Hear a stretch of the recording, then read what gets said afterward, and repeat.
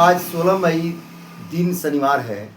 यह ऐसा एक संयोग तुला हुआ है जो 13 वर्षों बाद आज शनिवार को आज अमावस्या की तिथि है और इसलिए इसको हम शनि अमावस्या के नाम से भी जानते हैं।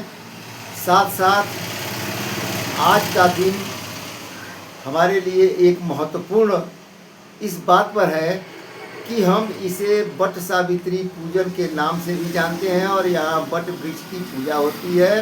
और सावित्री के बारे में आप लोग जानते ही हैं कि सावित्री और सत्यवान की शादी हुई थी, लेकिन वह सत्यवान 1 साल का ही उम्र वाला था। पंडितों ने कहा कि यह साल भर की इसकी उम्र है, उसके बाद से इसका साथ छूट जाएगा, अर्थात ये मृत्यु को प्राप्त हो जाएगा। लेकिन सावित्री दृढ़ निश्चय वाली थी, अटल रही कि जो भी मेरे भाग्य में है वो उसे मैं पति के रूप में चुना हूँ और ये मेरा आदेश है, मेरा यह आदर्श है और उस आदर्श को मैं कभी भी नहीं छोड़ूंगी। इस प्रकार सती सावित्री की जब शादी हुई तभी से वह दिन को गिनना शुरू की कि हमारा कब जो है 1 वर्ष पूरा होता है।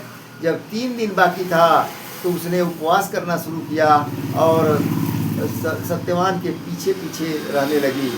एक दिन जब आखिरी दिन था उस दिन वह सत्यवान लकड़ी काटने जा रहा था जंगल में, तो उसके पीछे पीछे चल दी।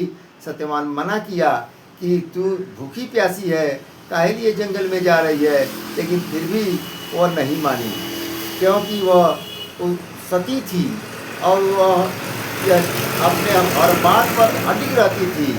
उसका दृढ़ संकल्प था, दृढ़ निश्चय था कि मैं सत्यवान के साथ ही रहूँगी। इस पर जो है जब थोड़ी देर जब लकड़ी काटने के बाद से जब उसके वह उतरा नीचे, उतरने के बाद सर में चक्कर आने लगा और वहीं लेट गया। सावित्री जी वहाँ जो है अपने योग साधना में बैठ गई और योग साधना में बैठी थी। तभी देख रही है कोई छाया, काला छाया उसके सामने आता है। पूछी कि आप कौन हैं? उन्होंने बताया कि मैं यमराज हूँ, जिसे लोग धर्मराज भी कहते हैं, और तुम्हें तेरे पति के प्राण को लेने के लिए आया हूँ। इस पर उन्होंने उनके शरीर से उस आत्मा को डिटैच कर दिया और लेकर के चलते बने। सावित्री उनके पीछे पीछे चल दी। फिर जब कुछ देर के बाद जब यमराज देखते हैं कि सावित्री पीछे पीछे आ रही है तो कही कि तू क्यों पीछे पीछे आ रही है? तो सावित्री ने कहा, देखिए कितनी मार्मिक बात कहा। उसने कहा कि मैं अपने पति के साथ ही रहूँगी, यह मेरा वादा है। तो उन्होंने कहा कि तुम ईश्वरीय नियम का उल्लंघन मत करो, जो मर जाता है वो मेरे साथ जाता है और तू जो है अभी जीवित हालत में मेरे साथ नहीं जा सकती हो, तुम वापस लौट जाओ। फिर भी वह सावित्री नहीं लौटी और चलती बड़ी आगे। या चलते चलते यमराज फिर देखे तो कहे कि अब ये लगता है कि पीछा नहीं छोड़ेगी। तो उन्होंने कहा कि ऐसा सावित्री देखो बेटी, तुम मुझसे कोई वरदान मांग लो, मैं वरदान दे रहा हूँ, लेकिन फिर भी तुम वापस लौट जाओ, तुम ईश्वरीय नियम का उल्लंघन मत करो।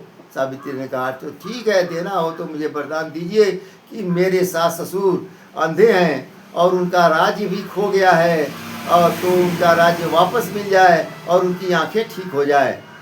उस पर यमराज ने कहा कि एवं वस्तु, ऐसा ही हो, जाओ, ठीक है, तुम्हारा यह वरदान पूरा हो गया। अब वो जो है सोचे कि अब तो ये लौट जाएगी, फिर आगे वो चल दिए, लेकिन सावित्री दीदी देखे कि पीछे पीछे आ रही है।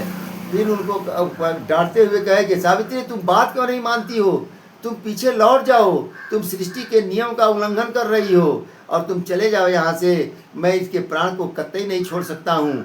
फिर भी उसने कहा, फिर भी वह कहा कि नहीं, मैं जब मेरा अस्तित्व है तब तक मैं इस सत्यवान के पीछे पीछे, अपने पति के पीछे पीछे साथ साथ ही रहूँगी, मैं छोड़ के नहीं जा सकती हूँ। तो कहा एक वरदान और मांग लो, लेकिन तुम वापस चले जाओ। तो उन्होंने कहा यदि आप वरदान देना चाहते हैं तो दीजिए। तो कहे कि अच्छा जाओ। तो सावित्री कही ठीक है, मुझे एक पुत्र चाहिए और मैं उस पुत्र के लिए ये वरदान मांग रही हूँ। तो उन्होंने कहा कि ठीक है, तुम्हें पुत्र लाभ होगा। यह वरदान भी उन्होंने दे दिया। फिर भी अब सोचे कि अब चली गई होगी, फिर भी पीछे पीछे जा रही थी। इस पर यमराज को गुस्सा आ गया, कहा कि तुम बात क्यों नहीं मानती, अब क्यों आ रही हो पीछे पीछे? तो सावित्री ने कहा कि महाराज आपने जो वरदान दिया है, मेरे पति को ले जा रहे हैं, तो फिर पुत्र की प्राप्ति होगी कैसे? मुझे पुत्र सुख कैसे मिलेगा? बताइए। यमराज कहे तो अब तो फंस गए अपने जबान से। कहे यमराज कि तब तुम ठीक है, जाओ, और उसके प्राण को छोड़ दिए। अर्थात वो आत्मा आई और पुनः जो है पुनः उसके पति के अर्थात सत्यवान में प्रवेश कर गई। और जब वहाँ से लौटती है तो देखती है कि सत्यवान जिंदा हो चुका था। तो ये कहानी है, और ये कितना यह आदर्शपूर्वक कहानी है। आपको पता है कि इतना जिसके पास दृढ़ संकल्प होता है, दृढ़ निश्चय होता है, वो वास्तव में उसका कार्य अवश्य ही पूरा होता है। जो मन में ठान लेता है और वो काम को पूरा करने में यदि वह अंतर मन से यदि वह ठान लिया है तो उसका कार्य अवश्य पूरा होता है। इसलिए आज मैं आप सभी से भी यही आग्रह करूँगा कि जिस तरह से सावित्री अपने पति के प्राण को वापस करा लिया, अर्थात उसकी निकली हुई आत्मा को पुनः प्रतिस्थापित करा लिया, उसी तरह से आपका भी आप इससे कोई डरने की बात नहीं है। आप भी अपने को कैसे बचा सकते हैं, कैसे एक दूसरे की आत्मा को सुख शांति दे सकते हैं, कैसे आप अपनी आत्मा को भी सुख शांति के में ला सकते हैं, इस पर कुछ आपको पॉइंट बता रहा हूँ, जिसको आप आज से ही पालन करेंगे तो निश्चित रूप से आपकी सभी मनोकामनाएं पूरी हो जाएंगी। तो सबसे पहला कि जब आप सोने के बाद अमृत बेले जगते हैं, तो जगने के तुरंत बाद आप भगवान को, उस गॉड को, उस ईश्वर को आप गुड मॉर्निंग बोलें। गुड मॉर्निंग क्योंकि वो जो है भगवान हमारे लिए सवेरे देखता है कि हमारा कौन सा बच्चा जागृत अवस्था में और क्या सोच रहा है। जो आदमी सोचता है उसको वह पूरा करता है और दिन भर वो बहुत खुशी और आनंद में रहता है। या जो संकल्प करेगा उसी का विचार दिन भर उसके मस्तिष्क में चलता रहेगा। दूसरी पॉइंट है कि आप सबसे पहले जब गुड मॉर्निंग करने के बाद दूसरी पॉइंट ये है कि आप अपने अंतःकरण के कमजोरियों को, अपनी कमियों पर को देखें और उस पर विचार करें। बहुत से लोग होते हैं जो अपनी कमी कमजोरी को नहीं देखते हैं, दूसरे की कमी कमजोरी को भले देखते हैं, लेकिन उनकी कमी और कमजोरी उसको दिखाई नहीं देती है। लेकिन आप अपने अंतर मन में यह विचार करें कि हमारे अंदर जो जो कमियां हैं, जो भी कमजोरियां हैं, उसको दूर करें, तो तत्क्षण दूर करें। तीसरा कि मन से, वचन से और कर्म से किसी को भी दुख नहीं देना है। अक्सर हम किसी को किसी वाणी से दुख दे देते हैं, या उसके प्रति हमारा बुरा संकल्प आ जाता है, या हम बुरा कर देते हैं। लेकिन हमेशा इस बात पर ध्यान देना चाहिए कि हमारे मनसा वाचा कर्मणा किसी भी प्रकार का किसी को दुख न पहुँचे, क्योंकि दुख जो दूसरे को देता है वो दुखी होकर मरता है। तो हमको कभी भी किसी को दुख नहीं देना है। और यदि संयोग से कभी भी जाने अनजाने यदि किसी को मेरे द्वारा दुख पहुंचता है तो निश्चित रूप से आप उसे क्षमा याचना करें, उससे क्षमा मांगें। यह क्षमा मांगना आपका धर्म है, और क्षमा मांगेंगे तो बार बार जब क्षमा मांगते हैं तो कोई भी जिसको हम दुख दिए हैं वो आत्मा आपको क्षमा अवश्य कर देगी, और उसका प्रायश्चित हमको भोगना नहीं पड़ेगा।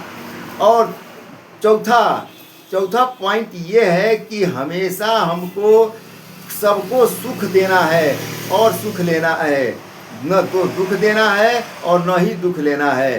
तो जब सुख देंगे तो हमको दुआ मिलेगी, और दुआ अपने आप मिलती है, जो हमारे लिए एक सुरक्षा कवच होती है। कहा गया है अभिवादनशीलस्य नित्य वृद्धोपसेविनः चत्वारि तस्य वर्धन्ते आयु विद्या यशोबलम। जो वृद्ध को सेवा करता है, जो वृद्धों की सेवा करता है, उसके 4 चीज आय, विद्या, यश और बल की वृद्धि होती है। इसलिए जब वृद्ध की सेवा करेगा तो उसके अंतःकरण से आपके प्रति या सेवा करने वाले के प्रति दुआ निकलेगी, और वह दुआ एक सुरक्षा कवच होगी जो आपको हर ओर से सुरक्षित रखेगी। यह चारों पॉइंट्स आप जो है आज से ही इसका अभ्यास करेंगे, और करने पर आपकी आत्मा पावरफुल बनेगी, और हमारे और आपके संस्कार अच्छे बन जाएंगे, और जो भविष्य में हमारा सुखमय संसार बनेगा और हम जो है सुखी होंगे और हम सुखी रहेंगे, सुखी परिवार मिलेगा और सुख शांति हमारे जीवन में आएगी। इन सब बातों के साथ मैं आपसे आग्रह करता हूँ कि निश्चित रूप से ये चारों संकल्प आज से सवेरे अमृत वेले में करें और उसका देखें परिणाम दिन भर कैसा रहता है। अच्छा, ओम शांति।